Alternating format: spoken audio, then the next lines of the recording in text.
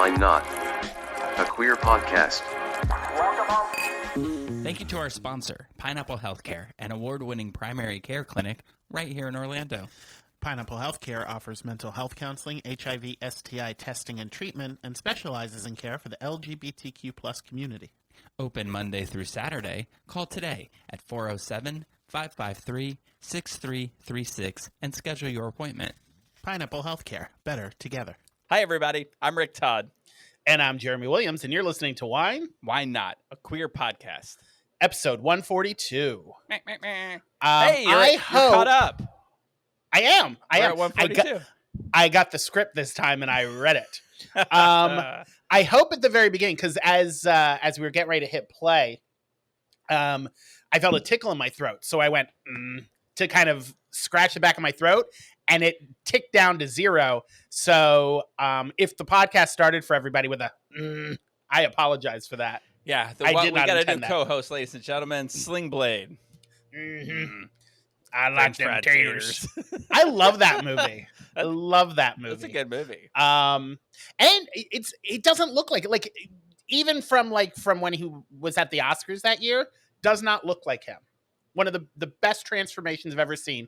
And as I understand, they didn't do no makeup or nothing. He just, jutted his jaw out and shaved his head. Huh. Yeah. That's Billy Bob Thornton for those who've never seen the movie.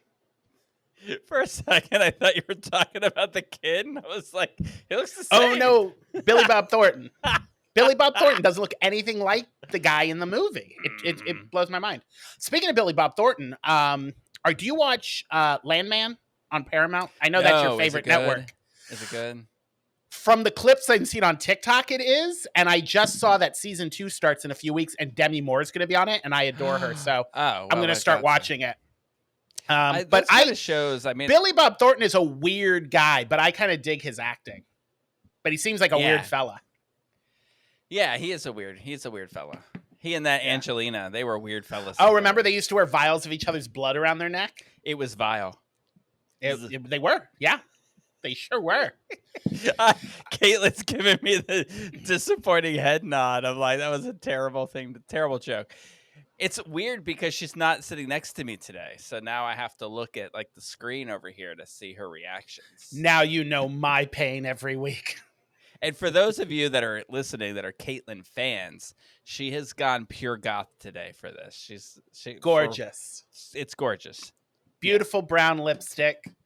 Hair in a tight Ariana ponytail. I feel like maybe this is just when she works from home. Maybe it's sadness. So she puts on all this goth thing. And she's like, yeah, she's wearing a red sweater. Goths don't wear red. It's her. Oh, that's true. That's true. It's the only thing that she has as color. It's like a Schindler's List theme. Okay, I do have to point this out. So we are recording early because of your worldwide tour that you're on. You're traveling. Every other week we're recording on a Friday because you have somewhere to be on Monday. So we're recording on a Friday. We're recording early. Instead of, because I didn't do grocery shopping yet, instead of going to get a fresh bottle of wine, I had a little bit left over from Monday's bottle. And I was like, that was just a few days ago. So I poured it into my glass. And it doesn't taste like Monday's wine. Listen, I gotta say it has a weird vinegary taste to it that I'm not a fan of, but I will finish it. This is true. This just happened before we started the cameras. Jeremy was pouring wine into a glass, and he said, "I'm just gonna finish off Monday's bottle." And in my brain, I'm thinking, today's Monday because we normally record on Mondays, and I was like, "Jesus, Jeremy, when did you start?" I finished my Monday bottle off 20 minutes after I start my Monday bottle. So now I get it now. Yeah. So this is the bottle that you had on Monday. Continued to today. Also, it just probably got a little, if you're watching the video, it probably got a little darker. My light just went out. So, it's one of those mornings. Is water falling down from it now? Speaking of watching the videos, for those who just listen and who don't follow us on the socials, well, I don't know if anything's posted about it yet, but all of the videos we have made of the podcast Wine, Why Not are now available to everyone on YouTube. So go to look up Watermark Out News and subscribe, and you will be notified every time we load up a new video. Either look it up or in your search bar type https:// www.youtube.com / Why do I feel like you're speaking watermark to someone, out news. speaking to someone in particular who needs a little guidance there? No, some people don't. It's hard for them to search stuff, so you gotta spell it out for them. Yeah, You gotta give them the full address. That button on your computer that looks like an almost connected circle with a line going down the middle. Press that. The power comes on. Then Yes. If power doesn't come on, check your plugs. I was concerned that we didn't have a lot to say in this podcast, and it would be a really short one. Here we are, 5 minutes in, and we ain't even started. I know if we keep reading website addresses out, we might actually. I went to https://rottentomatoes.com. Anyway, so we're on 142. Yes. Now I know that you've been sitting on this information for like 5 days now. So I have please. one good one that I like, and I think some of our viewers, I think Caitlin will like it. I'm not sure you will because it's a Marvel thing. And I know you're not a huge Marvel guy. But there's an Easter egg in the film Thor Ragnarok. Valkyrie, who's one of the characters, is Scrapper 142. And so a scrapper is like a scavenger on the planet, because Sakaar is the planet they're all on, and that's basically a junk planet where everybody's junk from other planets gets dumped onto this planet. And she's a scavenger that goes through looking for valuable items. And she is Scrapper number 142.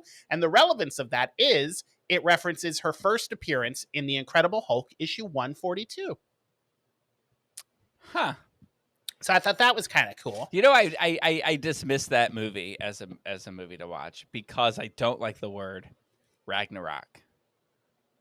What is that? Why do you hate Thor's religion? Is that what it is? It has to do with the Norse mythology. Ragnarok is where I forget whatever Thor's home planet. I forget what his home was called. Where was Thor from? I don't remember. Ragnarcliff? Asgard. Oh. And then it's Ragnarok is the destruction of Asgard. So he's from the Norse Lion, mythology. from the Lion, the Witch, and the Wardrobe? I believe the mythology predates the Lion, Witch, and the Wardrobe, so the lion is from where Thor is from. Oh, okay. Well, that would make guess. sense. So there's that one. Here's one. You like to cook, so this one might be more up your alley. A little fun cooking fact. 142 degrees Fahrenheit is the ideal temperature for a medium rare steak. Huh. Do you know who won't ever know that? Chris, my roommate. President of the United States. Oh, Chris doesn't like medium rare steak. He likes medium to medium well. Dylan doesn't like steak to begin with. But if he's going to eat it, it can't have any red in it whatsoever. Oh, really? Yeah. He also, as I've learned, does not like any meat on the bone. Because he won't eat chicken wings. Then he'll be real disappointed that I've gained 20 pounds. Oh. He can hear me, I guess from the office, so he just sent me a message that said, keep my motherfucking name out your motherfucking mouth. Good times. Hey, Dylan. I'm going to get on DoorDash and I'm going to send him 20 chicken wings from Buffalo Wild Wings. Yeah, it makes me sad to know that across the office he can hear what I'm saying, because that means every time I talk about somebody, they can hear. Oh, well. They could also listen to the podcast through yours. They could. Okay. That's true. Something a little more somber. The number 142 appears on the U.S. Merchant Marine Memorial Flag, which honors the 142 midshipmen who died in service during World War II. So I only have a little bit of wine, so I'm not going to pour one out for them. But metaphorically, I will pour one out for them. And I got it's a different date, but I got my 9/11. But it is also a memorial. Yeah. So cheers to them. That's 2 memorials. You ever watch the most intense, what is it, 27 minutes of film, the most intense movie I've ever seen, the first Saving Private Ryan? It's intense. It's incredible. It's so whoever edited that together did an incredible job. I will always, you know how, like, and we've talked about this before, because recently there's a film that I feel this about. A movie that I normally would say, oh, that was a decent movie, becomes gets put on the list of movies that I can't stand simply because of what it beat at the Academy Awards. And Shakespeare in Love is one of those films because it beat Saving Private Ryan for Best Picture. And I was like, Saving Private Ryan was a fine movie. It was not better than Saving Private Ryan. Yeah. I'm going to guess that had something to do with Weinstein. It sure did. Yeah. And so it shouldn't count. In fact, they should take it away and give it to the real winner. And every time, I can't even think about Shakespeare in Love without thinking about Shakespeare. I'm at Shakespeare in Love. I don't know what that's from, but I love it. It's the funniest famous scene from the Scream parody. What was that? Scary movie? Where the girl's like, she's in the movie theater and she gets on the phone. And she's got the camera. I don't remember her saying. Oh, she's like, I'm at Shakespeare, because she was watching Shakespeare in Love. And she's saying, yeah. I'm at Shakespeare in Love. And then she goes, I don't even know what y'all yell about. She don't even get with him in the end. Good. I do recall it. I do recall it now. Oh, that's when her boyfriend goes to the bathroom and gets stabbed in the ear with the male genitalia. Good flick. Good flick. The only last one that I have, of course, is for Caitlin. It's Pokemon 142, which is Aerodactyl. Aerodactyl. I'm getting the thumbs up. That's right. It's a reptilian bipedal prehistoric Pokemon that resembles a pterodactyl with several draconic features, including a small, sharply pointed ears, a rigid snout, a strong, low jawline full of serrated fangs, and large violet wings. I did not write that copy. That came from Pokemon's official website. The way you read that, I expect you to be like, and ladies and gentlemen, that's Bachelor number 2. Aerodactyl. Nice come on out. So there's Pokemon 142 for you. It's basically just a flying pterodactyl. Oh, nice. Yeah. So what you got for me? I have to apologize. I'm trying to multitask here. I have a couple of things. Our listeners love that. I know, right? Hey, listen, if you're driving and listening, or doing your dishes and listening, or folding laundry, look, you're multitasking. So cut me some slack. All right, here we go. Here's what I got. All right, what you got? This one is a shout out for all my Jewish friends and family.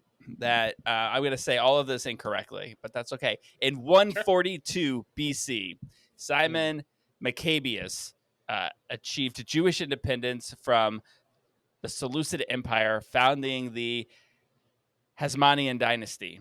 And this is to say is that it's the roots of the Hanukkah story. So 142 BC, that's where it all roots back to. Here's some interesting things. Star Wars: The Force Awakens from 2015. Guess what its runtime is? 142 minutes? It's like you know every movie. Ugh. How did you get this? All right. So here we go. The Matrix 1999. Guess its runtime. 142 minutes. 136. But you son of a bitch. But its extended cut and credit lands it at 142. I set you up for that, didn't I? You sure did. Did you know this? That this is like some small Star Wars builds from the Lego micro sets are 142 pieces? Yeah, there's actually quite a few Lego sets, the miniature sets, that are 142 pieces. That's what AI told me, but I saw that it said Star Wars, and it thinks I'm on a Star Wars kicks now. Nice. Guess what the 142nd episode of Friends is. Oh. Remind me what last week's was, because I have no recollection of 5 days ago. Oh, Unagi. Oh, yeah. See, Caitlin. God, Caitlin, you're always there for me. She did the fingers to the temple, reminded me it was Unagi. She just said, I'll be there for you. Again, another Friends reference. What, do you watch the show? I love it. You were on it, girl. She's going to turn that mic on and just be a third person here. I was going to say the one with the apothecary table, but we already did that. We already did that one. Is this the one where the apartment burns down? No, I'm just going to say that until we get to that one. It leads up to. It is not this one, but it is the one. It leads up to the one where you find out that Ross too is a neat guy. It's the introduction of Bruce Willis. Not him.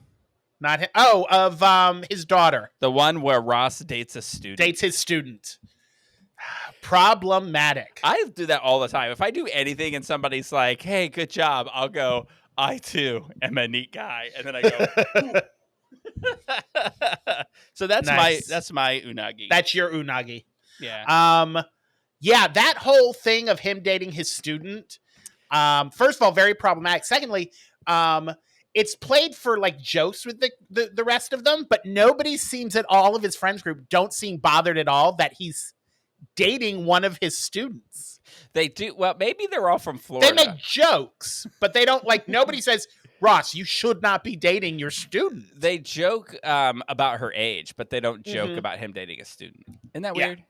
The only people who I respect in that season are the two teachers who come into, the other professors who come into Central Perk. And he's like, we're gonna stand up for our relationship. And they walk up and they're like, we're dating and we don't care if you hate it. And the professor looks and goes, you're gonna get fired. And then he's like, what? Come again? Oh, what? I'm sorry, what? Yeah. I don't care for that. The only storyline that I disliked more than Ross dating his student was Rachel dating Joey. Do you know which one do you know what storyline I hate the most from Friends? Because it didn't bother me, the Joey thing. It was Chandler's new roommate. I hated everything. Eddie? I hated all of that. I loved Eddie. I did not understand it. I don't know why it was there. Whenever I am in a grocery store and I pass a bag of Goldfish crackers, I laugh thinking of Eddie. All right. Well, are you ready for this? Are you ready Yes. for the 140? See, these are not as fun because I don't think you'll get either of these. But you can surprise me. Okay.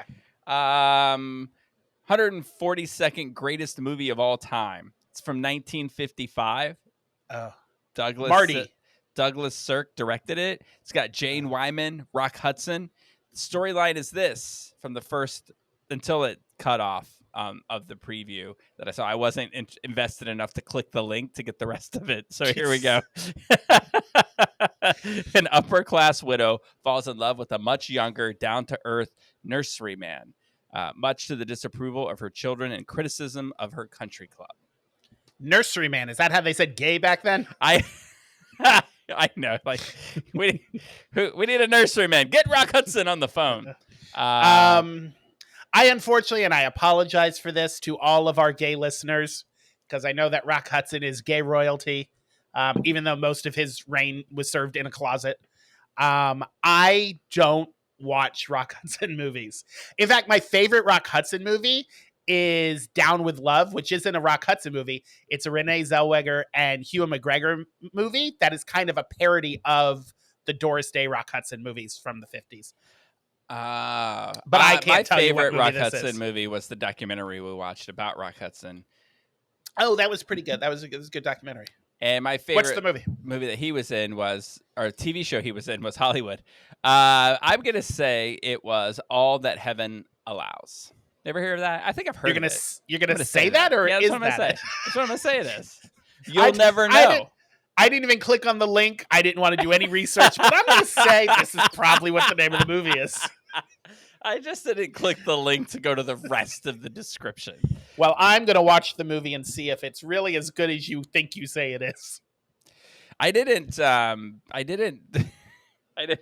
the pronunciation on this one here. So there's no telling if this is the right person or not when I say this. I bet it isn't. The 142nd best director of all time is a French filmmaker. His most recent film that I could find was from 1997. Same Old Son. Maybe it's Same Old Song. And I am going to say the only French person I know, Gerard Depardieu. Yeah, ding, ding, ding. No. No. No. Alain, Lain, Resnais, Resnais. There you go. All right. Yeah, you're right. I had no idea about either one of those. And that is the number 142, according to Wine Why Not. Ba-da-bop. Do you know? I play softball. Right, we've established this. We Yes, had some we have games. established that. We had games the other day, and like we just weren't doing that great, So Yeah. like the ball's getting thrown around, and people were going. Whenever that happens, when they throw the ball around and all the runners advance, and we're the ones in the field, I just start yelling, and it cracks me up. I'm sure everybody loves it. That reminds me of a TikTok I was watching where they were talking about Chrissy Hines. Is that who's married to RFK Jr.? Oh, she was on The View. Cheryl Hines. And she was on The View, and she, of course, I think is best known for being on Curb Your Enthusiasm. She plays Larry David's wife. And so when, like on talk shows, when people come out, they play music that that's associated with that person. So they played the theme to Curb Your Enthusiasm. And people in the comments were like, wow, The View really must hate her because they played that clown music when she came out. And I was like, you may want to research it. Just because it's clown music on TikTok doesn't mean it doesn't have an origin. It's originally from Curb Your Enthusiasm, but people thought that The View were trolling her and playing that clown music. That's because people are stupid. Yeah. Not you people listening. But also, You're the it was smartest Cheryl. people in the world. It was Cheryl Hines, so I'm glad they think she's a clown. I hear she had a rough going there. Mm-hmm. She did make a funny joke because Joy Bearhart brought up the worm that RFK Jr. had in his brain. And Cheryl Hines was like, you don't have to worry. It only ate like a quarter of his brain. What if she was like, you think that worm's dangerous? You should see the worm in his trousers. Ew! No! I don't want to. Yeah. But yeah, so good times. So how was your week? Softball went well. Oh, no, we'll move on. He's like, I don't want to talk about that. My week, because it's only been a few days, so not a lot has happened. However, something interesting. It started getting cold here. In the overnights, especially, but like we're in the 60s. What does that word mean? Cold. Tell me all about it. Oh, it's like the low 60s. A few days we were in the upper 50s. It was gorgeous. And it's all nice and sunny out. There's a couple of cloudy days, but most of it was sunny. And sunny, cold days are like my favorite kind of weather. So I've been going out for walks. And one thing I noticed is I saw so many women I'm not a fashion guy, so I don't know what's trends and what people are wearing. But everyone looked like Angela Lansbury. They were all wearing tan, full-length trench coats. And I'm not saying like one or two. I saw like 30 or 40 women in tan, full-length trench coats. And I'm like, is that what we're wearing now? Are we all investigating murders? But yeah, everywhere I went, there was damn trench coats. So if you're happy.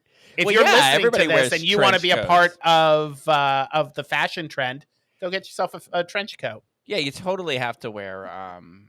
You wear long coats because it's cold. Yeah, we wear coats because it's cold. But it wasn't so cold where you had to be like full head to toe covered. I think they were doing it for fashion.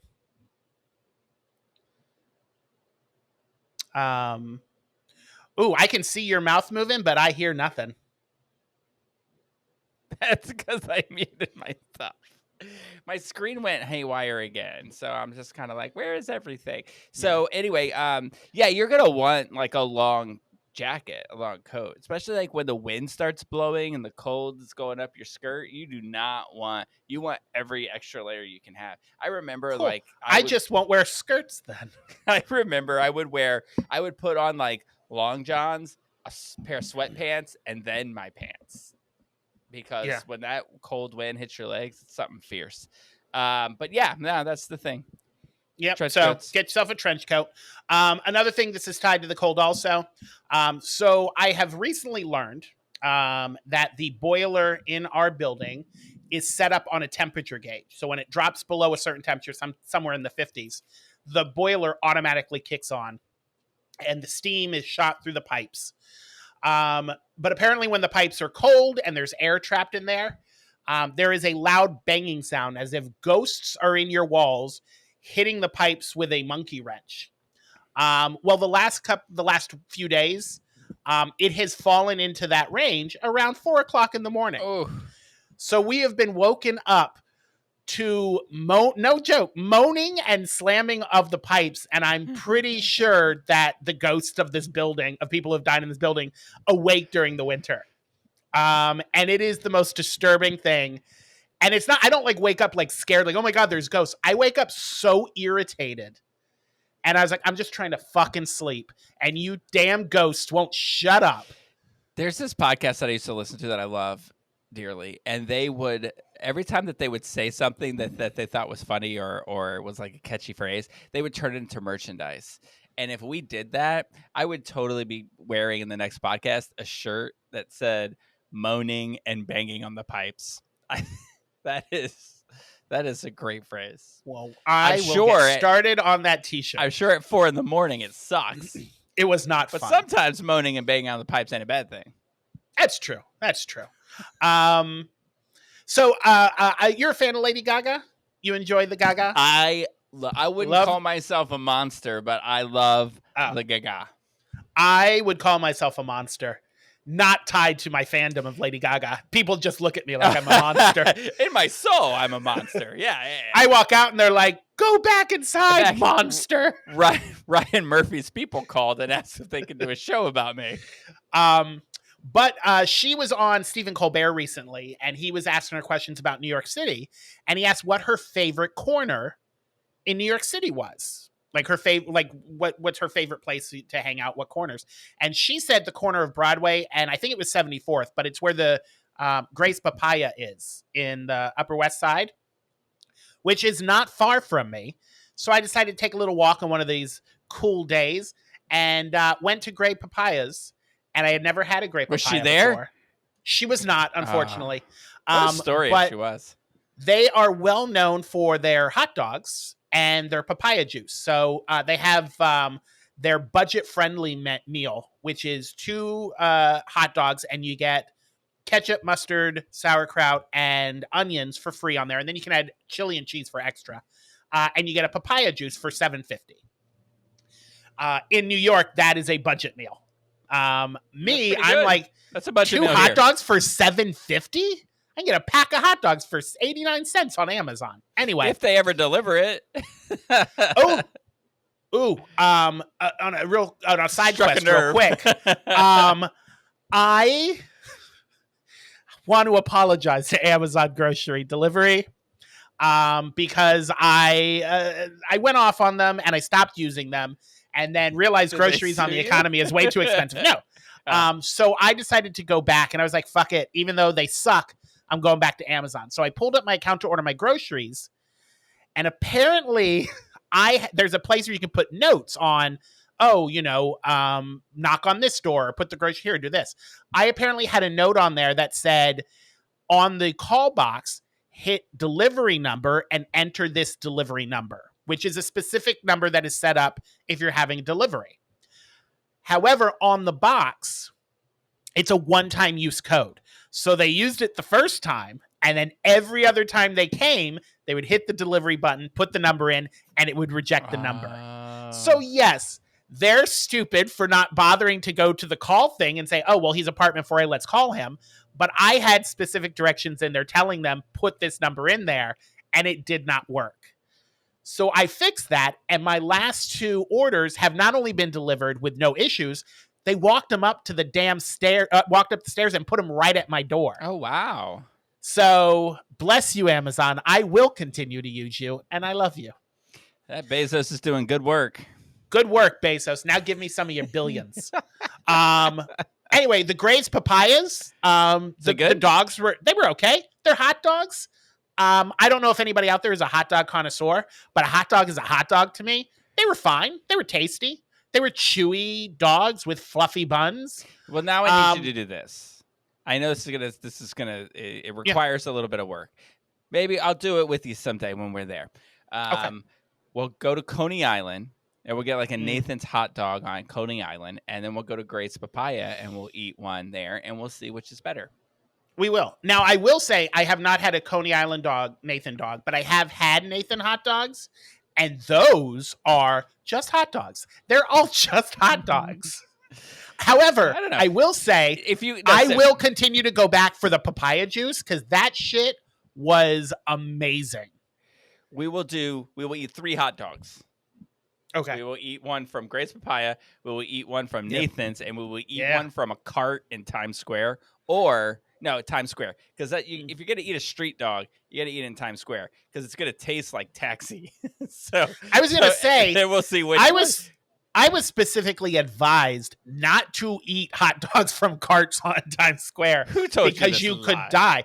One of the nurses at the VA when I first moved here, and I was like, I want to try these things. And, I want to go to a hot dog cart in Times Square. And she goes, never. It's like the lights dimmed around her, and she just got very serious. And she's like, never eat a hot dog from Times Square. You're going 50% chance whether you will live or die. What if she's like, that movie that had Ashton Kutcher, The Butterfly Effect? Yeah. What if she, in order to save the world, had to go back in time to that very moment to tell you and make sure I don't eat the dog? Don't eat the hot dog from the it's very ominous. Well, I hope she feels better because I have not and will not. I am. One dog at a time. The only other thing I did that was kind of exciting was last night. For those who are in New York, we've got a mayoral election coming up, and they had the debate between our mayoral candidates, and Gays for Zoran were having a watch party at Henrietta Hudson, which is an LGBTQ bar over here on the Hudson. So we got an invite. I'm on this app that does invites for queer events and stuff. Oh, nice. And we got an invite. So we went, and it was a great crowd. It was a good time. Some people here in New York are very politically motivated and have very strong opinions. I don't know if you're aware of that. They do not care for Como. They don't understand why he's here. They don't understand why his family does anything here. They don't like him or any of the Comos.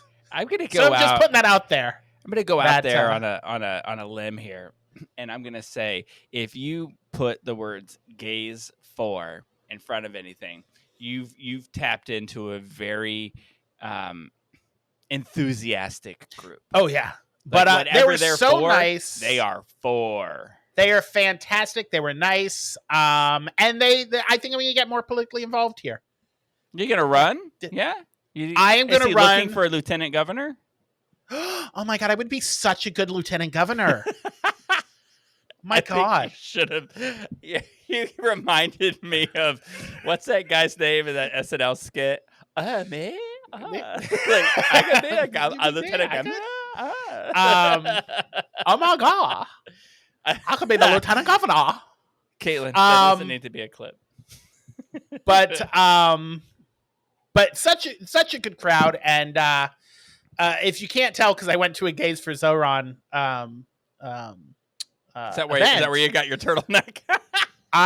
It's not a turtleneck. I keep leaning forward. I'm kidding. And it's a very high collar shirt, but it's not turtleneck. It's cold in here. My nipples are hard. But yeah, so I am voting for Zoran Mamdani. I am voting for him. I love him, and I hope to God Como doesn't win because I cannot stand that. I gotta say, I think I think all polling shows Como doesn't have a shot, right? I thought he actually dropped out of it. He didn't? No. Eric Adams dropped out. Eric Adams had no shot. Como is polling, depending on the poll, 7 to 9 points behind. And what's really pissing him off is Siwa, the Republican who's always got the red beret on. He is polling at about 7 to 9%, depending on which poll. So he swears up and down that if the damn Republican would drop out, that he could win. But he's like, I'm not dropping out. I don't care about either one of them. When is your when is this election? November 7th. Oh, okay. I don't know. Early voting starts, I think, next week. I got the thing in the mail saying where my polling location is. And I have applied and gotten every kind of ID you can in New York to prove that I live here so that I can vote in this election. And I can't wait to vote for him. You can't And go then to the if movies. he is a Muslim terrorist, I will stand by the fact that I voted for him. I'm sorry. Well, that's the thing about us and our people is, if we make a mistake, we'll admit it. Yeah. But I don't think, from the research I've done, I don't believe he is a Muslim terrorist. And plus, and this is the biggest thing, he wants to make the buses free. And I am all about, I think the subways and the buses should be free. I don't think you should be charging for that shit. First of all, how are you going to charge me $3 for that kind of environment? I should be paid $3 every time I take the subway. I will say this. I don't have a problem. I'm such a snob. I don't mean to be. I just, if it's free, then everyone will take it. And then it becomes massively crowded. I don't mind paying, a little bit just to, Oh, I don't mind paying. I have a job. Oh. I have expendable income. Blah, blah, blah. If it was free, you still wouldn't leave your damn neighborhood. What are you talking about? I love my neighborhood. I only leave my neighborhood now to go slightly up north. I love the Upper West Side. How far away are you from the Lincoln Center? You're 2 blocks. Oh, I pass by the Lincoln Center all the time. On my way to the Upper West Side. I'm just a few blocks from it.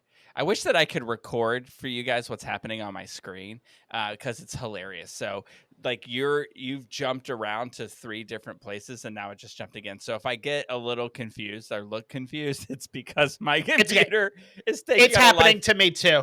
Oh, is it you? Okay, I'm like, what's happening? All right. It was happening to me too, but apparently it's Caitlin's fault. So back to the Lincoln Center. I was online to look at tickets, to buy tickets to go to the Lincoln Center. Now, when you buy tickets to a Broadway show online, you lose your shirt and fees. It's outrageous. Yeah. And so I was sitting there. Wait a minute. Why don't you just have me go down and get the tickets for you? That's what Jen said. And you know what I said? Are you think he's going to go 3 blocks out of his way for us? I pass by the Lincoln Center all the time. In fact, I had lunch 2 days ago in the courtyard at the Lincoln Center.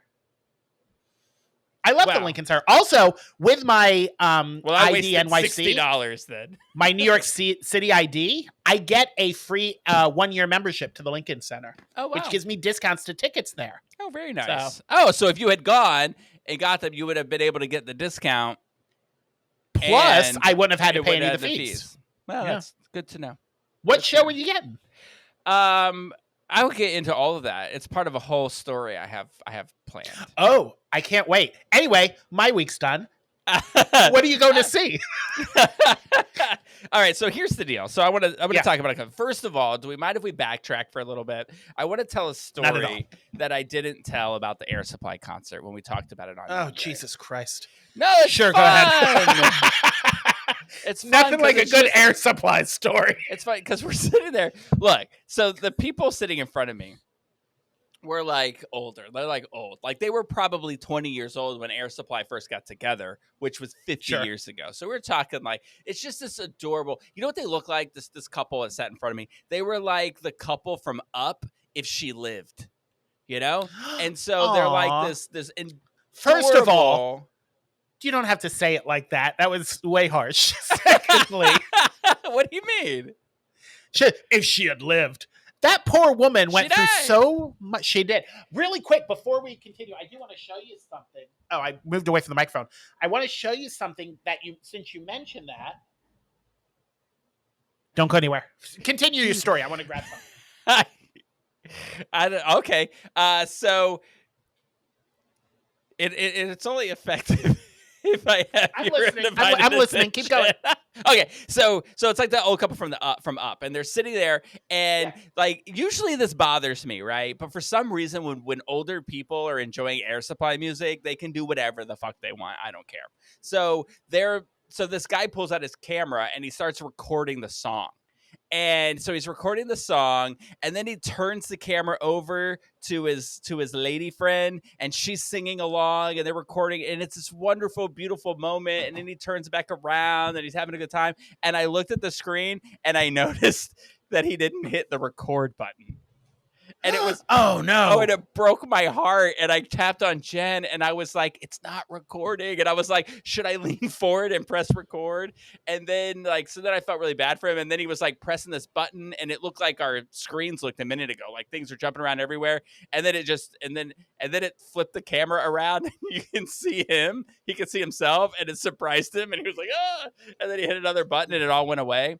And then I was like, I felt so bad because he's going to get home and he's going to be like, honey, let's look at this. And there's going to be nothing thing. There. But then he pulled it out again later and started recording and completely was recording. So he got one video. So he got a video. So that was good for him. But it was cute and adorable, and it made me sad and then happy. When you mentioned about how the couple looks like the old Up couple, it reminded me of something I had gotten on the TikTok shop. And this only cost me $4. And for those who are not watching the video, I apologize. I'll describe it. But it is my own adventure book from the movie. Huh. And it's a scrapbook. Okay? Like blank pages.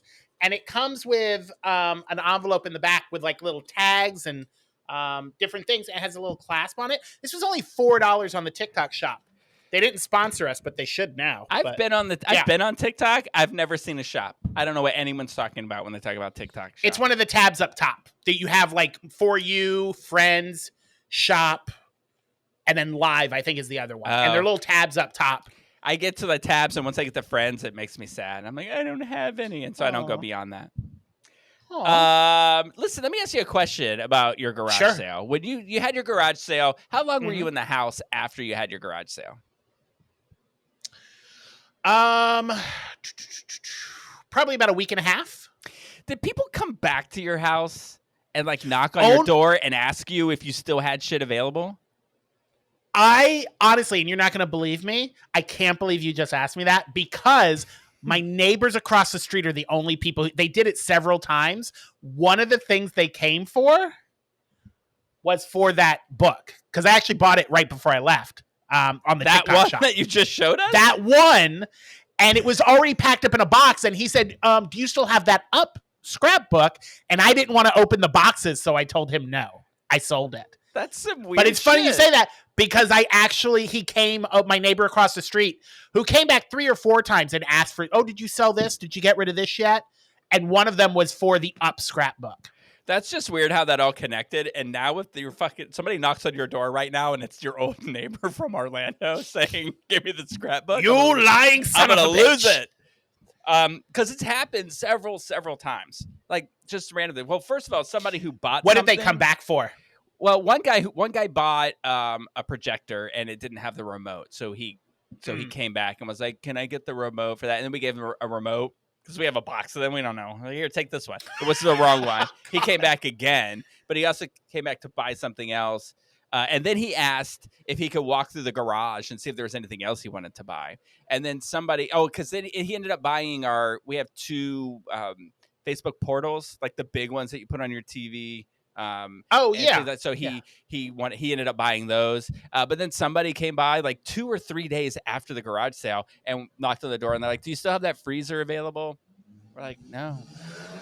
But we're like, open the garage and people can come in and take what they want at this point. We're just trying to get rid of it. So the Facebook portals, was that one of those things that like in the moment you were like, oh, that's really cool, and then you bought it and never used it? Yeah, we used it all the time. It was my favorite thing to do, because we bought them during COVID, right? So Jen's mom had one. We had one in St. Pete. Jen had one in Orlando, and we would call each other on the portals, and they'd be on the big TVs, and we would just have conversations. And then, because we couldn't all get together for birthdays, we would put everybody on a call, and we would sing happy birthday. And it was so messed up because like you could never get people to sing at the right time. So it was hilarious. I still do it now. Like I won't sing happy birthday to people normal anymore ever again, because it cracks me up when it's done this way and it's all off. So yeah, we used it all the time. We just, once COVID ended, we didn't really have a use for it. I think they really work for people that are like separated, distance wise. Yeah. So you can I feel asked like that you're because all my siblings and my parents all had one back when they first come out, and they used it for a little bit, and now they don't use it anymore. And I just find it interesting that, because I do this too. I'll run out and buy something, a new gadget. It's like, oh, this is the future. And then you'll use it for a little bit. And then it ends up in a box that you never use anymore. Those are called Ray-Ban Meta glasses, and I have them. Oh. I feel bad. Dylan spent like $450 on those for a birthday present for me last year, and I couldn't even tell you where they are, but I love them. It's just that they're not. I don't have prescription glasses, and I don't want to wear them. Because then when I walk around, it looks like I don't want to wear glasses really. I want the sunglasses part of it, which is cool. But I think what I will take them when I go somewhere, because then you can ask it what you're looking at and that kind of thing. And it does translations, which is great. The issue really is just that I don't it doesn't give you directions, which is weird. Now, what you can do, I think, is hook it into maps and get directions on your phones, and it'll come through the ears, maybe. But there's a new version of them that has a screen inside of them and gives directions. But I've already have the other ones, so there we go. Interesting. Anyway, so you want to hear the cool stuff that happened? Yeah, let's hear it. A cool thing that happened. Well, here's a not so good. I don't know if I told you this last week, but was it while we were recording? I think it's while we were recording on Monday. That the police showed up to the house in St. Pete. Did we talk about this? No, we did not. So we have this camera there, right? So this is Monday. The house is supposed to close on Tuesday. The final walkthrough for the house is Tuesday morning, and this is Monday, and there's 8 police officers in front of the house. And they're knocking on, and you could hear them. One of the cops, they knock on the door, and the cops it's I think this is a B&B, like a Airbnb. And there's a for sale sign in the front yard. Come on. So anyway, I panicked, right? And I was like, Dylan, what's going on there? Did somebody break in? Is something going on in the neighborhood? If somebody broke in and vandalized that house, we close the next day. You're screwed. We don't have time to fix it. What are we going to do? So he had our realtor go over to the house and check it out. So now here's the thing, right? We don't live there right now. And we discovered this, if you don't use the ice in the freezer, then the ice builds up. It builds up so much so that part of it comes out of the little freezer part and then melts. So it's fine when you're there and you're using it, but if you're not using the ice, then it'll melt and it'll go. So when she walked in to check to make sure everything was in place, there was ice. The cleaning people came by to do a final cleaning, and they turned it back on. And then she saw this pot of water and was cleaned it up. And I was like, I was like, thank God for whatever happened. I don't know. I apologize to anyone who suffered or whatever brought those police to my front door. But I'm glad that they showed up there, and I'm glad that she went there because she was able to get it all put in order. So when the final walkthrough happened, everything was fine. The house closed. Wonderful. It is done. Beautiful. We got paid. So life is good. Life is wonderful. We've already got this week, or actually today's Friday, so early next week, they're putting the permits in to do the garage conversion at Jen's house. We've hired the contractor. Everything's good to go with that. So we're excited to move forward with that. But then for Dylan's birthday, we've been wanting to plan a trip to New York for Dylan's birthday. And we've been waiting for the house to close to do that. And so the house closed. And so last night we sat in front of the TV and mapped out what our plan was to go to New York. So we're coming to New York the 16th, 17th of December through the 21st of December. On the 19th is his birthday. So no, the 20th is his birthday, but on the 19th, we're going to go out to dinner. His friend Tina's coming, and her fiance, and his friend Ellen from St. Pete might be coming too, and Jen and I will be there. You and Chris, if he's in town and you guys want to go, we're having dinner on the 19th. I don't know where yet, but if you want to go, let me know. And so we'll make sure that we make reservations for everybody. So So anyway, while we were there, we were just going to go up for 3 days. So we're going to go up for like Friday, Saturday, Sunday kind of a thing. That's when most people are going. And then I was like, of course, I'm me, and I can't I was like, we can't go to New York and not see shows. And not see a shows. Yeah. Like also because there's a show that we've been dying to see since we heard it was coming out. Wait, is it Prince Faggot? What? There's a show here off Broadway called Prince Faggot. Well, now I want to see that. I definitely want to see that. Yeah. But no, it's Chess, and it stars. Oh yeah, Chess opened this past week. Yeah. And people are raving about it. Yeah. So Aaron Tveit and Leah Michelle. Which all the initial reviews coming out about it are like, yeah, Aaron Nevitt's good, Leah Michelle's good. They both can sing their hearts out. They're doing great. But this other guy. The third one is they're like locked the Tony down for him already. Oh, good. He apparently is amazing in it. Well, that's the role, right? That's the role of the show. I don't know if you know anything about the show, but just the concert version you and I went to at the Mez. Oh, okay. Yeah, he sings there's a song called Anthem that character sings. In fact, I thought Aaron Tveit was playing that role, and then when I found out he was playing the American, I was like, oh, well, I hope this other guy's good, because for me, that makes it, right? All the reviews the early reviews are saying that he's phenomenal. Oh, good. Well, I'm excited. So we wanted to see that, and then I've always been a fan of Ragtime. And so I wanted to see that. Ragtime is at the Lincoln. Oh, Lincoln Center. That's what you're talking about, the Lincoln Center. So we were looking at all that, and I said, Jen doesn't have the freedom to travel like, I do or Dylan does. It's the benefit of owning a company, right? Is that you can just get up and go whenever you want to go somewhere.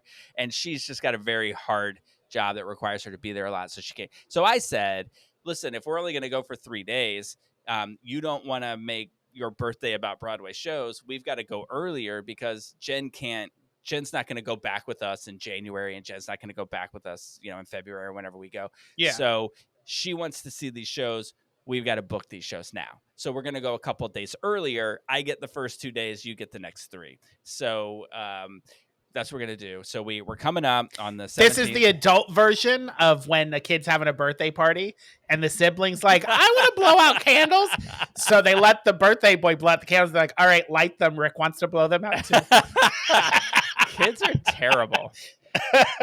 But that's cool that you're coming for a couple of shows. Yeah. And so today I bought the tickets. You're never going to believe how much I spent on these tickets. Okay. So wait, okay. Let me guess. How many tickets did you get for Chess, and how many did you get for Ragtime? We got 3 tickets for Chess.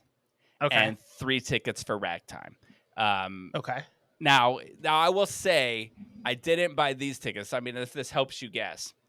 Apparently you can get second row tickets for $196 a piece to see Chess. To which one? Oh, Chess, wow. The second row, which sounds great, right? But if you look at the photos of it at this theater, it looks like the first 2 rows are below the sight line of the stage. So I feel you're going to be seeing them from their waist up, and that's it. So I was like, fuck that, not doing that. Also, I've been really excited to see this, and I'm a big fan of Leah Michelle. And I was like, for this show, I need to see their faces. I cannot sit in the back and just say, okay, that's her. I'm going to imagine that I can see her. So with that in mind, how much do you think those tickets were? Okay. So this is total, I think, for the 3 Ragtime tickets and for the 3 Chess tickets. I'm going to say you spent $1,200. Oh, that laugh tells me it's a lot more. I spent $1,260 on the Chess tickets. Holy shit. That's like $400 a ticket. $421 a ticket. $420 giggity. Which included $60 processing fees. Damn, it's a good thing it was $420, because you got to be high to spend that kind of money for a Broadway ticket. I know. I actually, so I didn't even, I was just going through the process, and I was going to get to the last screen before I hit it, and I hit the wrong button, and it was like, you've bought your tickets. And I was like, what? But here's the deal. I mean, we're in row C. So I'm the 6th row from the stage, dead center seat. You're going to see faces and ankles. I'm excited. I'm really excited about this. I mean, I have wanted to. I love this show. I love the music for it. So I hope they don't screw it up like they did that musical I went to see the other day. the one that we saw, the movie one. Yeah. Anyway, I will say the reviews that are coming out, they're not like spoiler reviews, but one of the ladies that was coming out, just kind of giving her reaction, said that there were a couple of things that were changed, but nothing too major. Okay. And it made the show more of an emphasis on the world we live in today. I don't know what she meant by that, but they had changed it to make it more relevant to the world we live in today. Huh. Well, I'm excited. So I believe Aaron Nevitz plays Trump, and Leah Michele will play Chrissy Nome. Pam Bondi. Either one. Yeah, so that was that, and then the tickets for Ragtime were like $600. I don't know what the fees were for that, but I mean, I should have when I bought the tickets I feel like I did this when I bought the tickets to Take Me Out, when I bought it for the whole staff. I ended up having somebody go to the theater because that you were talking. I recall that. That would have been $400 in. Yeah, I remember you having somebody here go get the tickets for you. But the Ragtime tickets were like $200 a piece, so that was like $600. So all in all, it was $1,800 for the two shows. What section are you for Ragtime? We're the last row in the orchestra. But I've been to this theater. Okay. It's the same theater Floyd Collins was in, and so there's no overhang there from there are going to be great seats. Yeah, I've heard that no matter what theater you go to, what Broadway theater you go to, that they're all small enough that there are no terrible seats. Right. There are well, I will say when I saw what was it? Scarlet Pimpernel. It was at the Marriott Marquis where we saw what?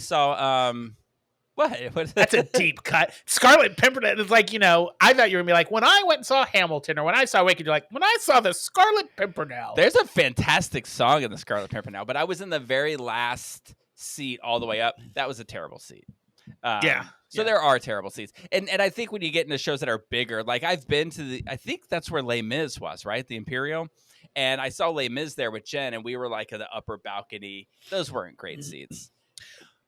They're doing something with Les Mis out here at the Lincoln Center. They're doing a concert in July, and the tickets aren't on sale yet, but I will be there in July because I will buy tickets to see that as well. Like, this is the whole reason we sold the house and moved to Orlando. I will, every time that I see a show like in New York, I'm like, buy the tickets and we'll figure out how to get there or what's going on. But if it's in July and that shit works out for me, maybe I'll be staying in a 1-bedroom apartment in Chinatown. Oh, yeah. Yeah, so who knows? So that's the most exciting thing about it all. What else happened? Let's see. To celebrate, we went out to dinner at the Stubborn Mule. Did you ever eat there? Yeah, I like the Stubborn Mule. Good food. Very really good food. So, yeah, that was that. That's my week. I'm sticking classy, to it. Fine dining for It's Orlando. There's going to be, the next time we chat, though, it's going to be a lot to talk about because tomorrow is Come Out with Pride. I guess tonight there's things going on. I didn't realize that Caitlin was taking off her wardrobe. She has less clothes on now. Careful, Caitlin. Careful. Oh, you're hot? Come up here. It's like super cold outside. Come on up. You guys can stay in my lobby. Oh, we talked about this the last episode. I fell down the stairs in my lobby. Yes. And I'm going to use air quotes around lobby. So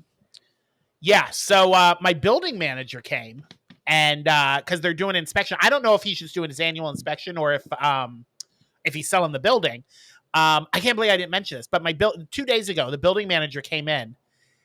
And this motherfucker is hot. Like, how? Oh, yeah? Hey, you owning buildings and shit in New York? How you doing? But I told him, I was like, hey, this is the first time I'm meeting you. Nice to meet you. And they were inspecting the apartment. And I said, listen, I'm not telling this because I'm like, I'm going to sue you. I said, but I fell down the stairs a couple of days ago. And I said, is there something we can do about the people leaving their packages in the entryway? The delivery people just leaving them on the stairs. And I said, and somebody keeps chaining their bike to the heating pipe right next to the stairs. And I said, and all that crap there made me fall down the last couple of steps there. And he was like, oh my God, I'm so sorry. And he's going to see what he can do about it. But damn, he is fine. Do you think everybody's building gonna manager is hot. Remember when Ross moved into the apartment and he? I hope he doesn't. I hope a letter doesn't go out and says 4A is very upset with you all. Like, damn it.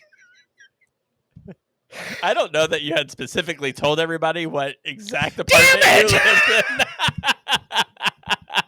I mean, I wasn't gonna say it, but and forget it. I'm just gonna post my address online. Anybody who wants, come on by.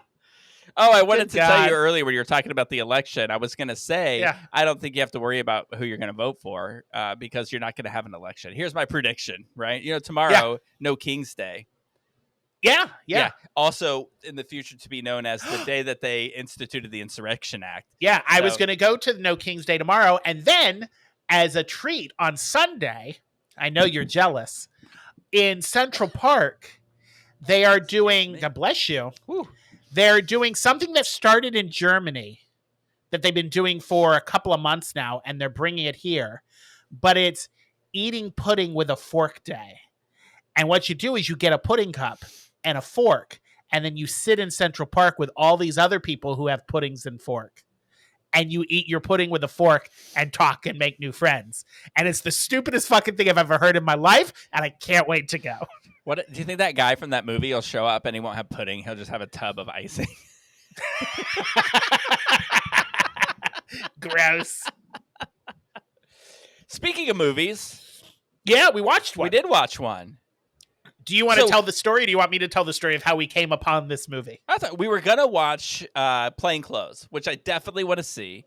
I also think we should start watching Boots. Did you look at the preview for that? Boots. I think you're really gonna like that.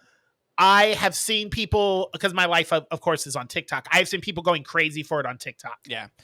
So we're gonna watch those eventually. But we did an interview. Ryan, our editor in chief at Watermark Out News, interviewed the director. You're welcome. Oh, did you get that? Did you make that happen? Oh. Because you left, yeah. I did make a reference to you. I stepped aside for him, yeah. I made a reference about you today in a meeting or something, and I was like, oh, I thought we changed this a long time ago. And they're like, no. And then they were like, no, it was this way last year, but we're changing it for this year. And I was like, oh, good thing I fired him. Just kidding. You did not fire me. If you fired me, I'd be collecting unemployment. We should have worked that out. Is that fraud if we say this publicly that you should have just fired me? No, it doesn't matter anyway. It doesn't. I have to pay it. So, and it doesn't matter because might as well have done that too because I'm already paying the max penalty for unemployment right now. So we should have just done it. Damn it. Well. Oh well. Next time. All right. So he interviewed the director of this film. That we're covering in the next issue because it's our Halloween issue of Watermark Out News. And so he had a screener copy and we thought, hey, well, let's watch the screener copy and we'll talk about it on the podcast. Yeah. And you know who that is, who the director of the movie, who he interviewed? I think it would mean more coming from you.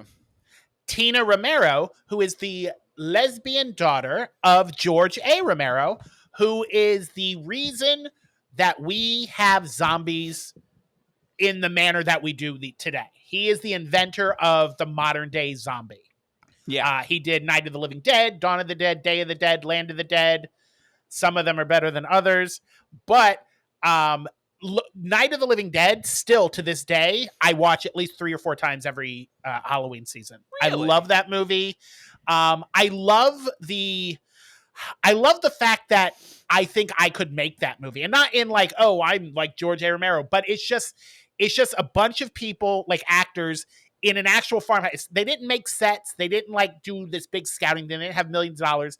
They just had a friend's farmhouse and they just took a camera and went and filmed it. And it's such a riveting film. And it's still one of those films. And it's also one of those films that they didn't do the copyright on. So anybody can show it. Anybody can have a public viewing and sell tickets to Night of the Living Dead because he never updated the copyright on it. So it's one of those movies that are out there for everybody.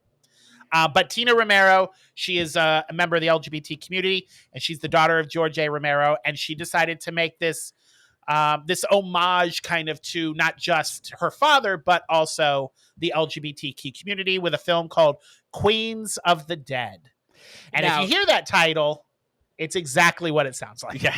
Now we didn't do the interview with her, so we don't know what that interview says. We don't know anything about. Oh, like, who did the interview? Oh, Ryan. was it Shapiro? No, Ryan did.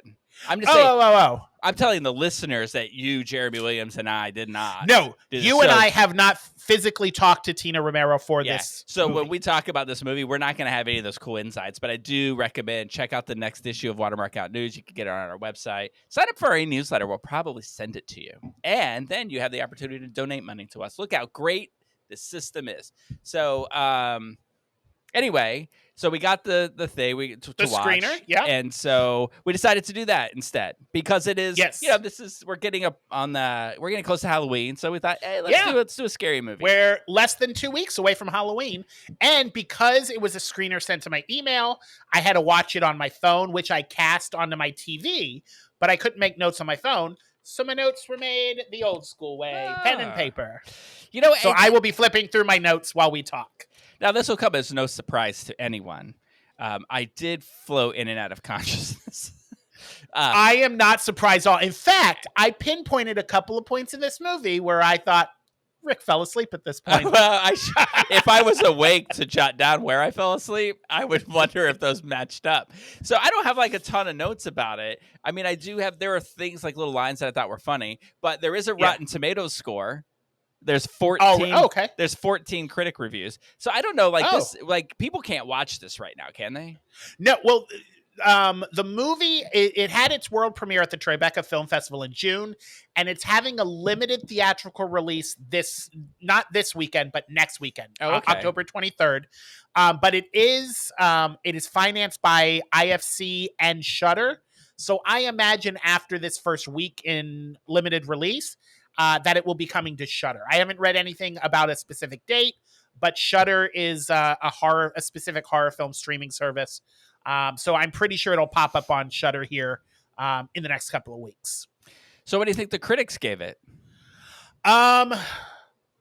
14 critics, by the way. 14 critics. Okay, I'm going to say that if it's 14 critics, it's probably the critics who all saw it at Tribeca. And this is a New York film that takes place in New York City. So in the Bronx, right? In Brooklyn. Oh, Brooklyn. Yeah. And they have to go from Brooklyn to Queens. I feel like I was watching this movie. I felt like Leonardo DiCaprio from that movie, that meme. I'm like, I got that reference. I know where that is. But yeah, it was in Brooklyn. They had to try to get to Queens to get to the Staten Island ferry. Because if anybody who watches zombie movies, you know the safest place to be from zombies is on a boat. But what was your question? Sorry, I finished my wine. Critic score. Your vinegar. It's actually not bad once you get to the bottom of the glass. And I have had nothing to eat today, so this was so my your breakfast. mission of not being wasted because you have things to do didn't work out. Oh, you know I'm what? gonna have to eat lunch right after this. We didn't talk about your interviews, so we have to go circle back to that when we're done with this movie. Oh, that's right. critics. I did go on an interview. Maybe I'll save that for next episode. Critics. I'm gonna say 85, and I'm being real generous with that. Oh yeah.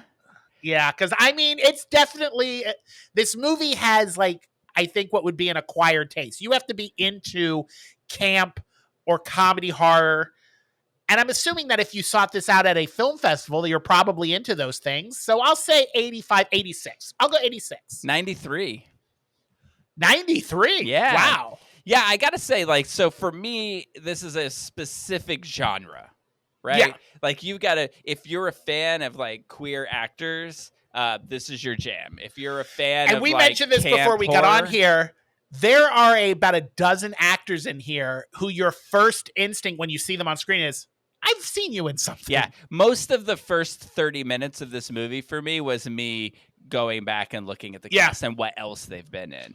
In fact, do I have that pulled up? Because I wanted to go around. These are my notes of all the actors, the character they played, and all the movies they have been in that I recognized. Do you want to give you like your grade score and overall opinion of it? And then we'll talk about who is in it and what happens in it. I will give it 2.5 grapes. It is a terrible movie, but in all the best ways. So it's still a bad movie. It feeds into, and I wish, because being the daughter of the creator of zombie movies, I thought she would have a little more insight into expanding on or using it as an analogy like he did in his movies as a comment on society. And there is a little bit of that, but all in all, it's mostly just camp, and it's all the characters are stereotypes, and it's very caricature and very goofy and very silly, but it's not bad. If you like that kind of silly horror movies, and I do, it's up my alley. I dug it, but it's not a well-written movie, and it's not a great acted movie. I will say this. There is a 100% commentary, slap you in the face commentary on social world. What I say about having the commentary is George A. Romero is more subtle with his commentary, and he's a little more smart about it. Hers is blatantly the zombies walk around staring at their phones. Right. It's not a very imaginative. Yeah. They are blatantly staring at it, like we are all zombies when it comes to our phones. And I think that is an amazing angle to take with the zombie genre that could have been done really well. Yeah. And I don't think it was done super well in this. But I like the campiness. Most of the actors in it are funny, and they're relatable and enjoyable to watch. We did a last Halloween, we covered a drag queen vampire movie. Yes. I thought this was better than that. This was better than this, and I think it's because the actors in this are better. So I just want to go through the list. I want to start with the actors. Do you know who the drag queen was that opens the show? Her name is Julie J. Okay. I don't know her specifically. I just know her name is Julie J. I wonder if she's like a RuPaul queen. I didn't see anything about RuPaul. I think she might just be a local New York drag queen. Really? But she's listed in the credits as Zombie Queen. The movie opens with her on her phone, not on Grindr, but a Grindr-like app, looking for a hookup that just happens to be in a church. And then she goes in this church, she got her hookup, and it's a zombie, and it bites her. Yeah, and I got to give her a couple. She had a couple funny lines. So I mean, if you want to know what this movie's like, here's how it starts. She walks in to a church, and she puts money into the offering thing, the donation thing, and says, "Here you go, girl. I know it ain't easy working for tips." And then she gets a message on what we assume is Grindr, and she says, "I'm here to play your organ."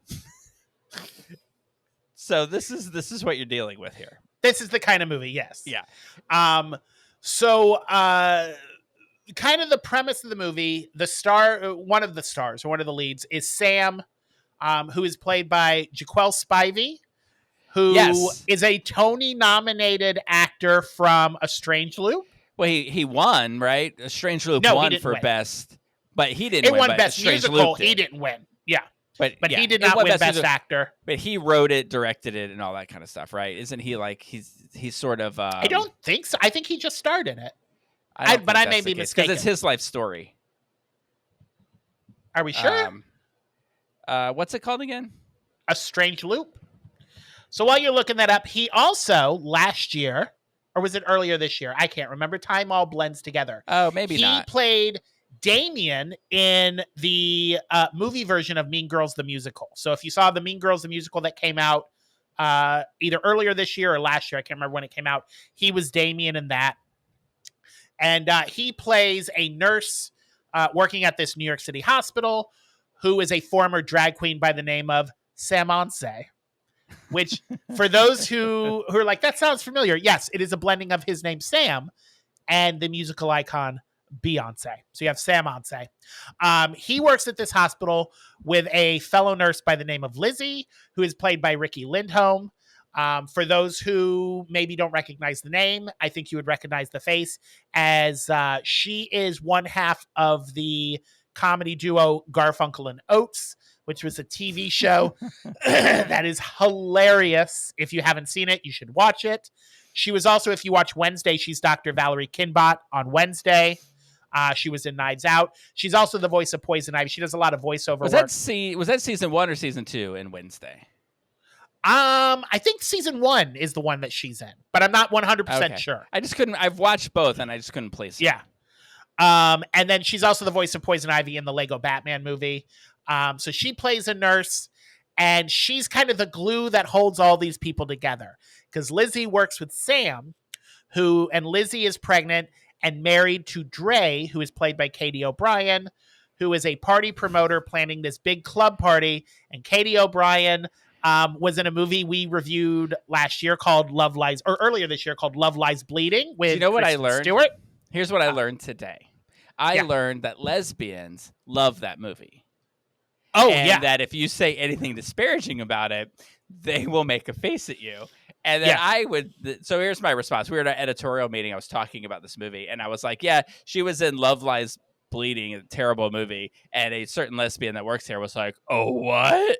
And I was like, come on, explain to me how she turned into this gigantic thing that was running through the clouds, like at the end of that movie. And then she started laughing, and I think she got my point. Yeah.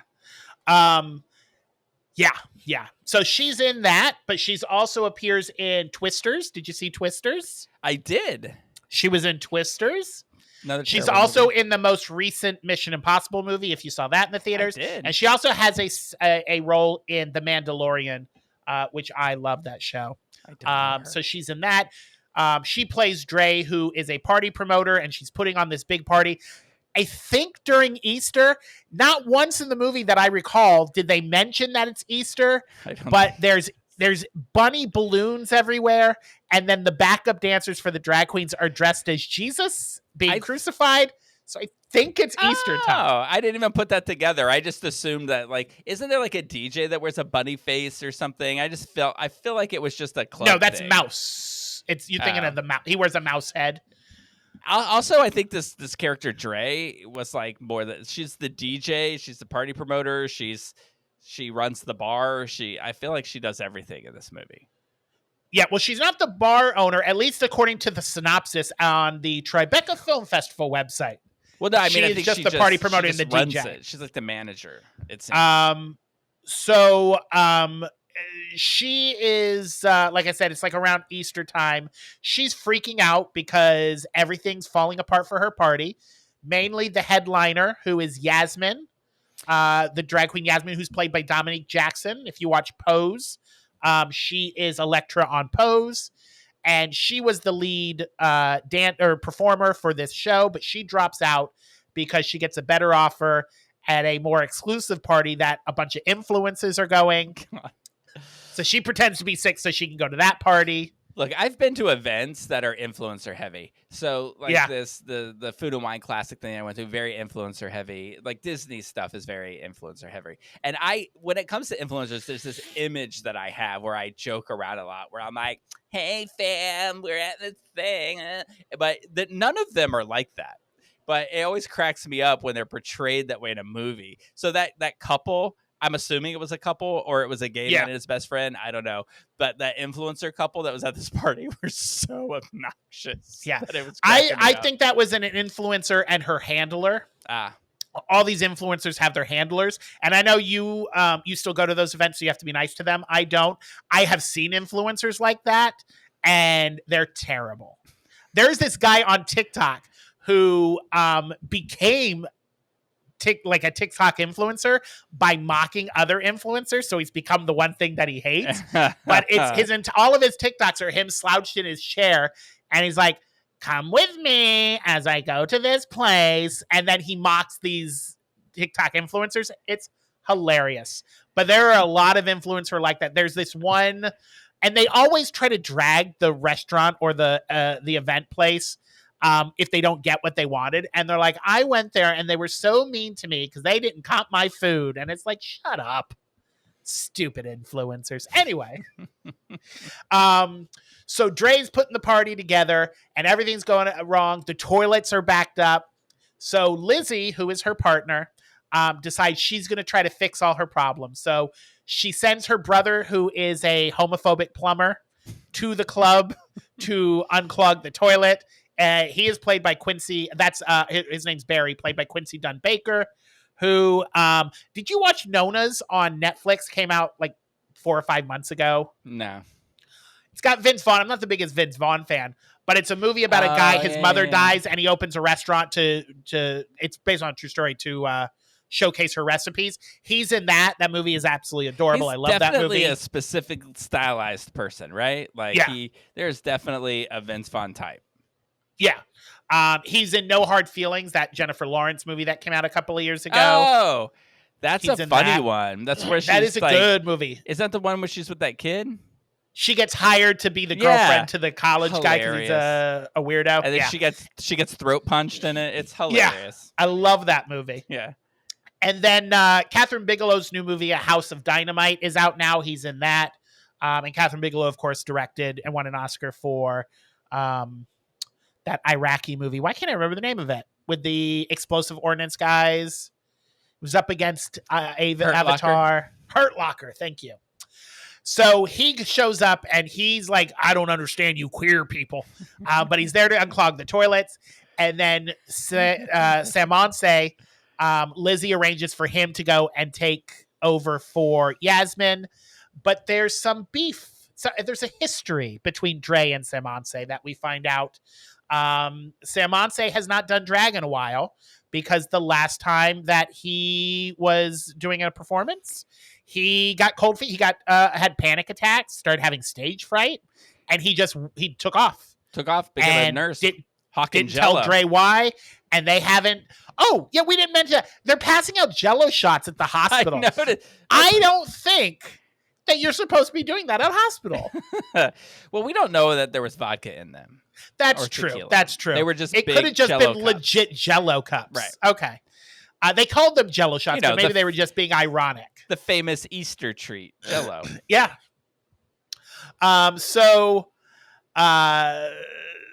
Where was I? Oh, so Sam, him and Dre haven't talked since he walked out on the show.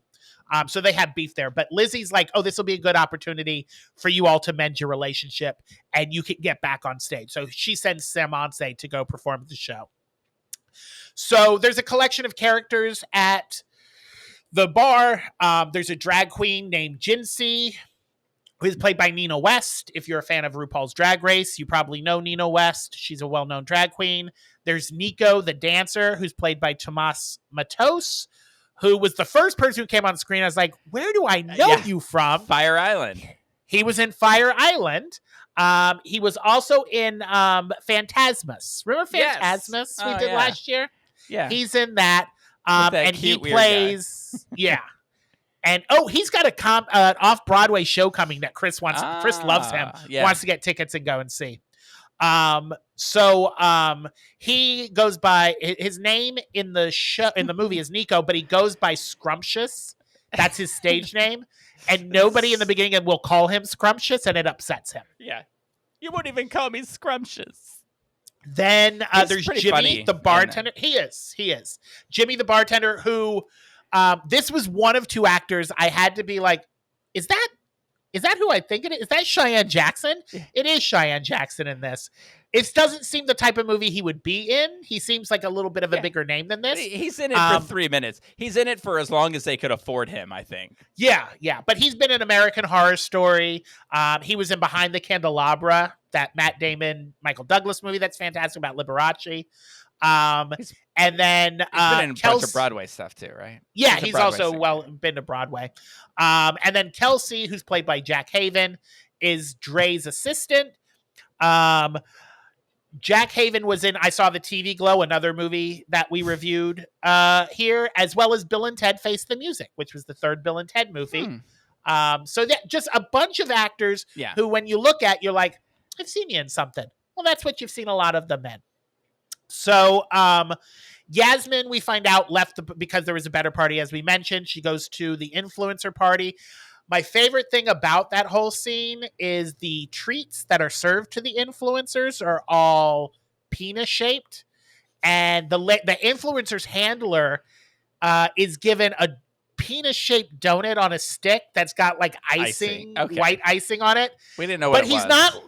he's not like eating it like a normal donut. He's like deep throating this donut. Like, dude, that's not how you eat a donut. Well, nobody It's not told an him. ice pop. Nobody told him to eat a dick, so he was just sucking on it. Yeah. But he's just like deep throating this donut. And I was like, that's inappropriate. It's very weird. But the donut looked really good. Yeah. I kind of waned one of the donuts. He eventually took a bite. He eventually circumcised the donut. He eventually did bite the tip off. So like the first 30 minutes of this movie is getting to know these characters. So like zombies pop up here and there, but like the first 30 minutes, it's not a zombie movie. It's one of those 90s queer movies where it's like, oh, so much chaos and we're misunderstood. And then the zombie apocalypse starts up and it gets a lot more hokey. Did we talk about who like there's a famous drag queen in it? Nina West? Oh, did you already mention her? Sorry. Yeah. She was good. She was. I enjoyed her. I will say for the script needed a lot of work, but I thought all the actors did really good with what they were given. I thought they all did fantastic. And they all look like they're having fun. And that's what's important at the end of the day. You don't need to entertain us. Just have fun doing what you're doing. I think what you do is like you look at a movie like this, like for what it is and what it's supposed to be. You know, it is exactly what it's supposed to be. It is it doesn't pretend to be something else. Comedy horror thing with a bunch of gay jokes in it. And it's, I thought it was really funny. And it was funny to have like that character who like didn't quite get the whole queer scene and had inappropriate things to say from time to time. And there are definitely all the characters are stereotypes. And I don't know if that's on purpose to kind of, hold a mirror up to the community and be like, here are the stereotypes, or if that's just how they decided to act their characters out. But you have the homophobic brother-in-law who finds the error of his ways and he loves the community by the end. You have the girl Dre, who's like, even though zombies are out there biting people, they're like, hey, there's probably an explanation for this. Yeah, zombie is the explanation. And then my least favorite of the tropes is my friend became a zombie, but that's still my friend somewhere in there. So don't kill them. Just lock them in a cage. That never turns out the way you think it's going to turn out. Yeah, it's like, I don't care if you're my friend or not. You die if you become a zombie. That one character that was a train wreck, like the go-go boy. Yeah. Doing all the drugs and then died. And then, that was some weirdness, but I was bizarrely attracted to that. I knew you would be. It reminded me of my drinking days and my affinity for the go-go days. When I saw them, I was like, Rick's going to fall asleep at this part. But first, he's going to say, that person is attractive. I probably did fall asleep at that part. So the zombie attack first happens at the influencer party. And they start eating all the influencers. And Yasmin's like, I got to get out of here. And she takes off to go to the original party she was going to go to, which in turn leads some of the zombies to that party. So she ends up leading them to the party. And that's how the zombies attack this party. And then the zombie comes in and there's dancers on the dance. People are there for the party. And one of the zombies bite them. And to attack, because Barry, the homophobic brother-in-law, realizes that, oh, that's a zombie. So he grabs an axe that, all bars have axes apparently, but it's with the fire extinguisher. So it's probably fighter related. He breaks the glass and takes the axe and chucks it, Mission Impossible style, like he's going to hit the zombie in the head, but it misses the zombie and it hits Kelsey in the leg. Kelsey is the assistant to Dre. She collapses. Dre loses her shit. So they turn on the lights and they're like, the party's over. Everybody out. So they force all the partygoers out with the zombie. Nothing like an axe to the leg to end a party. You know what I'm saying? Yeah. It was kind of gross and unexpected and hilarious. Yeah. So this is where kind of the movie starts up. They're like, there's something going on. They all start checking their phones. This, I don't know if you recognize who this was. There was a cameo. The mayor of New York comes on TV to tell everyone to shelter in place. And he's played by Tom Savini. So Savini, I don't know how you pronounce that, but he's like an icon in horror movies. So I wrote down just a few horror movies that he has been in the last 40 years that you might recognize. He was in the original Dawn of Dead as well as the remake. He was in the original Friday the 13th, Maniac, Creepshow, From Dusk Till Dawn, Wishmaster, Grindhouse, Planet Terror, and most recently was in Terrifier 3. He's one of those people who it's like I couldn't tell you his name off the top of my head, but he looks so familiar. When I saw that, I was like, that mayor is somebody. Creepshow was good. Creepshow was very good. Did you? It's an 80s classic. There was another character there. So I guess eventually Margaret Cho pops in, and she's got two people with her. There's so really quick about the Margaret Cho character, and I want to recognize my white privilege in this. So Margaret Cho, because this is not the kind of movie I thought Margaret Cho would be in.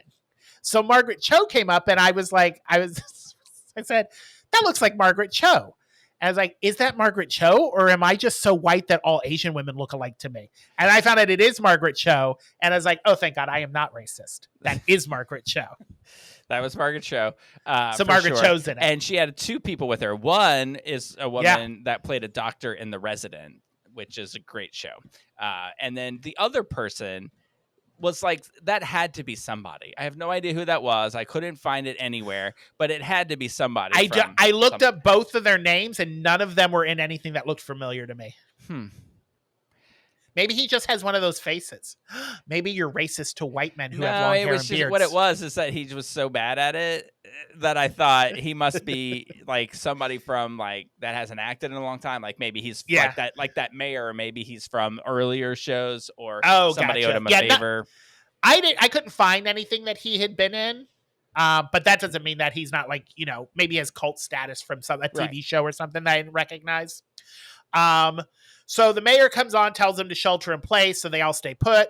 Meanwhile, Lizzie's back at the hospital, and she gets one of the patients who Scrumptious is her drug dealer. So she's like, oh, yeah, I was going to head to that party before I ended up at the hospital.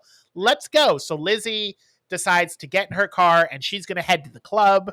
Margaret Cho's character, Pops, who is the fiance of Kelsey, who was hit with the axe. She shows up on scooters, and they decide the best course of action is to get to the Staten Island ferry because, as I said earlier, the safest place to be during a zombie apocalypse is on a boat of some kind. So they decide to take a couple of the people from the club and they're going to go to the influencer party because there was a food truck there. And Yasmin's like, oh, the food truck's big enough to fit everybody. So somebody needs to go get the food truck, bring it back here. We'll all get on the food truck and we'll take that safely to the Staten Island ferry. So you've got them going to get the truck. You got the crew holding down the fort. And then you've got Lizzie coming to the club trying so she can reunite with her wife, Dre. And at that point, I don't know how much deep you want to go into it because it's coming out next week. I don't want to give the ending away. I don't know if we want to say, will Lizzie make it to the club? Will she reunite with Dre? Who lives? Who dies? Knows? Who knows? Oh my God, it's like you should find this. You should find this movie and get to see it so you can see how it ends. Because I bet you probably wouldn't guess. But maybe you will. I don't know. I don't know how many of these movies you've seen. I bet the people that gave that screener to Ryan don't want us to give away the endings. I bet they don't. So I'm going to say, check it out. Get it. Find it.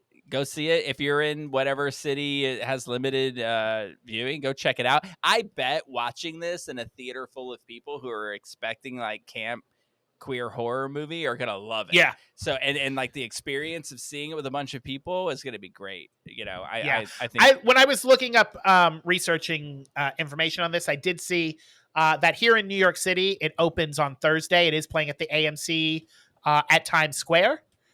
So maybe I will go get a hot dog in Times Square and see the movie again. What if you turned into a zombie and then started eating people in the theater? That would be awesome. But I'm probably not going to do either one of those two things because I've already seen the movie and I don't want one of those hot dogs. Yeah, I think I'm gonna give it a solid 3. I think when you look at what the purpose of it is, it meets that purpose. And you know what? And it is what it says that it is. So yes, I'm giving this the same score that I gave Kiss of the Spider Woman, but Kiss of the Spider Woman wasn't what it said it was gonna be. Yeah. I'm going to stick with my 2.5, which if you watched last week or listened last week, is only half of a grape less than what I gave Kiss of the Spider Woman. And it's like a 50-50. It's good. Yeah. It's right in the middle. Yeah. Right in the middle. So we will back next week. I don't know if we have planned already. With it being almost Halloween, we'll find some other queer scary movie we can watch. Didn't they do another thing of Fear Street? Didn't that do something new? It came out a couple of months ago. It's Fear Street Prom Night or something like that. I'll go back and rewatch it, but I don't recall that it had anything queer about it. Oh, this that's particular weird. one. Because it's still based on R.L. Stein. But it's I don't believe I saw anything in there that had anything to do queer wise when I watched it. CBS must have got a hold of it. There is that horror movie Good Boy that's out. I want to see if there's anything queer about that because I've heard it's good. But it's a demon ghost movie told from the perspective of a dog. Oh, yeah. I saw that. That was going to have like a limited release, but the trailer blew up, so they decided to give it a wide release. So they did a wide release, and it came out a few weeks ago. I think it's still playing in theaters. I really want to see that. But there's a couple of horror movies coming out this week on streamers that are more tame. There's some tamer ones. And there's Plain Clothes. Although we may have missed that opportunity for you may have missed your window of when have to that's wait in theaters. Until it's out. But there's also Booted, and there's a bunch of stuff coming out. So we'll be back with something next week. But until then, the cork is back in the bottle.